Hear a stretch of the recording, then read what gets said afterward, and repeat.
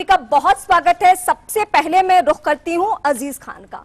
परेशानी किस बात से होती है अगर मोहन भागवत ने ठीक 1 साल पहले अगर इस तरीके के बयान दिए कि 15 साल में अखंड भारत का ख्वाब पूरा हो जाएगा। एक बार इसी बयान को उन्होंने दोहराया और कहा कि बुजुर्ग होने से पहले अखंड भारत का सपना पूरा हो जाएगा।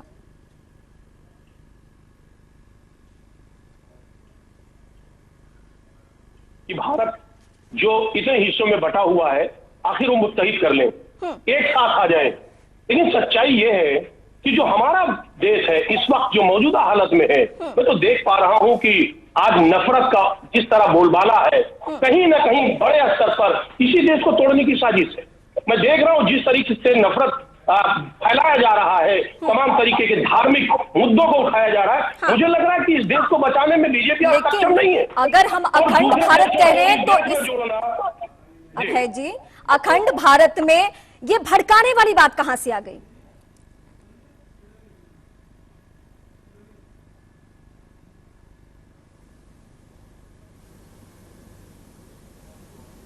अजीज खान से मेरा सवाल था, अजीज खान से सवाल था क्योंकि वो नहीं हाँ रीमा जी क्या कह रही थी? मैं ये कह रही थी, आपने कहा कि ये भड़काने की कोशिश है, इसे तोड़ने की कोशिश है, लेकिन जब अगर कोई भी कह रहा हो, चाहे आरएसएस प्रमुख मोहन भागवत कह रहे हैं या कोई भी कह रहा हो अखंड भारत, तो इसमें तोड़ने वाली बात कहां से आ गई? हम तो चाहते हैं कि भारत का वो हिस्सा वो एक साथ हो।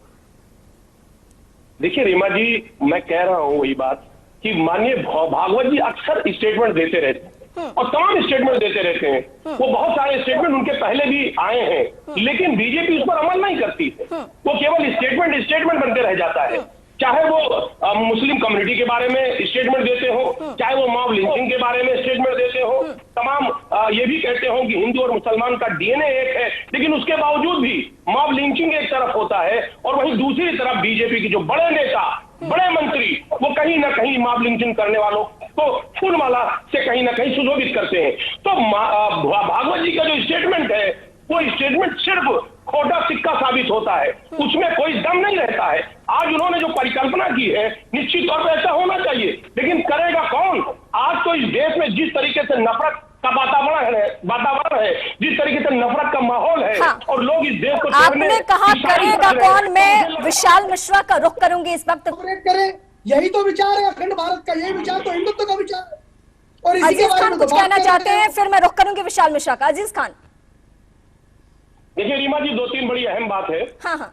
जो अखंड भारत की परिकल्पना करने की बात की जा रही है, और यह परिकल्पना सिर्फ कोरा कागज है, सिर्फ इंडिया गठबंधन इस परिकल्पना को पूरा करेगा। ये मैं आपको पहली बात बता दूं।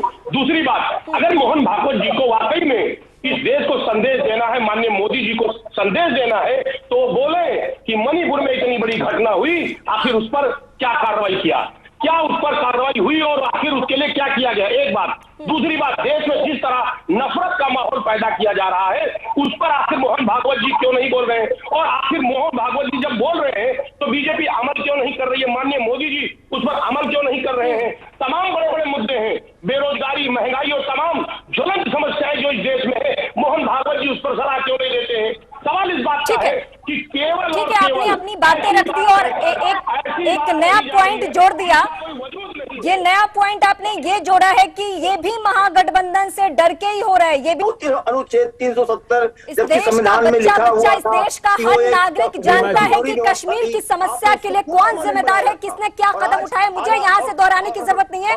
अजीज खान के पास मैं जाती हूँ। अजीज खान कुछ कहना चाहते हैं इस वक्त? रीमा जी, एक 10 सेकंड जी, मैं अभय जी आती हूँ आपके पास। मेरे हर गेस्ट को वक्त देना पड़ेगा। सिर्फ 10 सेकंड का रिप्लाई। हाँ, मैं आ रही हूँ आपके पास। अजीज खान, देखिए रीमा जी, हाँ, देखिए रीमा जी, जो मोदी जी कह रहे थे हमारा ब्रह्मास्त्र है, 370 और 35 से ब्रह्मास्त्र है। आपने देखा ये जब 2014 के पहले जब ये चुनाव में आए थे, इन्होंने कहा था वहां कश्मीरी पंडितों को हम बसा देंगे, उनको स्थान देंगे, उनको सुरक्षित रखेंगे। और आप देखिए 2014 से लेकर के अब तक सबसे ज्यादा हत्याएं हुई हैं। और एक भी कश्मीरी पंडित को उसको ये कश्मीर का मुद्दा इस डिबेट में आया कैसे? मैं फिर आपको याद दिला दूं, पहले मुझे सुन लीजिए।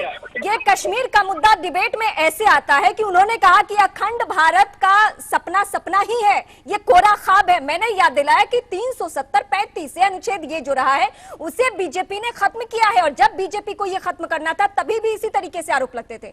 अब अखंड भारत को लेकर आप लोग इसी तरीके की राय रखते हैं? देखिए नहीं, मैं अखंड भारत का आ रहा हूँ। हाँ। रीमा जी देखिए, एक बात आज जानिए कि अखंड भारत की जिस तरीके से ये कोई कल्पना जिस तरीके से मुद्दों से भटकाने के लिए कराया जा रहा है, सच्चाई ये है कि देश में आप नफरत का माहौल पैदा करके आप पूरी दुनिया को एक साथ इकट्ठा करेंगे, अखंड भारत की कल्पना करेंगे अभय आप। जी, ये झूठ है, ये कहीं ना कहीं अजीज मुद्दों खान, से मुझे भटकाने आपसे का ये प्रयास जानना है, मुद्दों को एक बार सुन भटकाने का लीजिए, सुन प्रयास है। लीजिए, जो ज्वलंत इस मुद्दे देश हैं, में उसको ऐसा भटकाने कौन का है, प्रयास। इस देश में ऐसा कौन है जिसको अखंड भारत पे आपत्ति है?